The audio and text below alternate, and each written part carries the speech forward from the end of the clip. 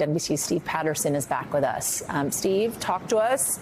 We spoke in the last hour, of course. I see that line of cars behind you. What more have you been seeing? Yeah, as you can imagine, there's a lot of frustration. As you mentioned, people are trying to get back in to see their homes. This is the roadblock I was mentioning earlier. This has been a line that has been really solid the last day or so. People have been waiting in this line, and I keep saying this because it is true, for 15 hours to try to get past that roadblock. You see the crews that are going in now. That's been consistent. Police are letting people with supplies. They're letting service agencies go through. They're letting, of course, other police and other local law enforcement agencies go through. But as far as residents, citizens with identification, or people who have like hotel identification that have had maybe a luggage that they left back at their hotel, they are not letting those people through.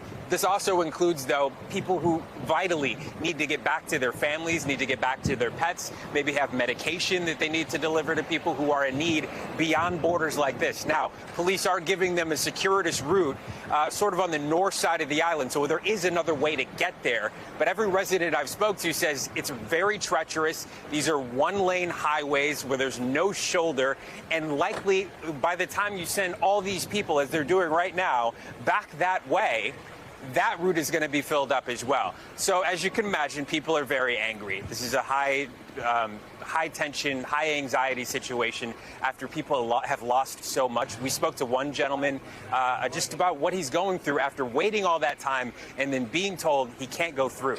Listen to this. They need to stop closing this road for people acting a fool and start holding those people accountable and keep it open for people who have to get through. All right, they can't just keep making some mass thing and we need to stop the road. If you need to make arrests, if you didn't make things happen, then make that happen for those individuals and start setting the example so the responsible ones can keep getting through and keep getting supplies in. And he's talking about the situation in reference to the fact that he believes police aren't letting people through, not only because there's a traffic jam up ahead, but because of a few bad actors in crowds like this who are doing the wrong thing, who may be hopping out of their cars, using their phones in the wrong places in the middle of the highway. He's very upset because he feels like a few of those people are ruining it for everybody else, especially when we're talking about essentially a humanitarian situation. This is not a few people that are upset about a traffic jam. These people really need to get back there in some cases. So that's the situation on the ground, on top of obviously investigations into the emergency response that was held during the fire, looking into the state agencies. Why didn't the sirens go off when those text messages were sent out? How many people actually got them? All of this part of the frustration that is mounting with citizens who are going to be going back there when they get there to find, in many cases, nothing. That's the situation here in Hawaii. Back to you. Frustration, anger, sadness.